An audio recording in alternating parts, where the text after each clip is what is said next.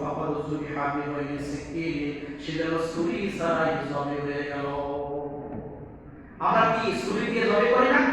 আমরা ছুরি দিয়ে মুরগি জবাই করি, ছুরি দিয়ে আমরা খাসি গরু জবাই করি, উট জবাই করি। আল্লাহ হাবিব বলেন যে ব্যক্তিকে বিচারক নিয়োজিত করা হলো, বিচারক বানানো হলো, সেটা ফাকাদুজুবি হাবি হয়ে সিকিনি ছুরি ছাড়াই জবে হয়ে গেল। বিচারক হওয়া কঠিন, বিচারকের দায়িত্ব পালন করা খুব কঠিন। একটা সত্য বিচার করা, ন্যায়সঙ্গত ভিত্তিক বিচার করা এটা অনেক কঠিন একটা বিচারকের জন্য। কেন ছুরি ছাড়া জবে হয়ে গেল? আল্লাহ হাবিব হাদিস শরীফের ভিতরে বলেছেন, কিয়ামতের ময়দানে বিচারকদেরকে, শাসকদেরকে পুরসিরাতের রাস্তার উপরে দাঁড় করানো হবে। আল্লাহর দরবারে, ইলাহিতে আল্লাহর দরবারে উপস্থিত করা হবে। বিচারকদেরকে, শাসকদেরকে পুরসিরাতের রাস্তার উপরে দাঁড় করানো হবে। আর তার প্রত্যেকের আমলনামা পাঠ করে করে তাদেরকে শোনানো হবে।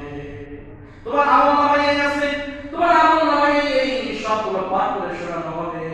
সেদিন যদি বিচারক সাহেব যদি ধরা পড়ে যায়, অন্যায় বিচার যদি করে থাকে, অন্যায়ভাবে যদি আল্লাহর বিধান মোতাবেক শাসন কার্য পরিচালনা না করে থাকে, সেদিন কিন্তু সে জবাব দিতে পারবে না।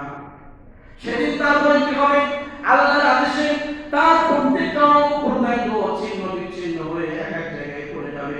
ওই পুরসিরাতের যে রাস্তা, সেই রাস্তা সহ পুরো সহ ওই বিচারক শাসন করছে, সেখানে ভেঙে ভেঙে জাহান্নামের আগুনে নিক্ষিপ্ত হবে। নাউজুবিল্লাহ। খুব কঠিন একটা কাজ।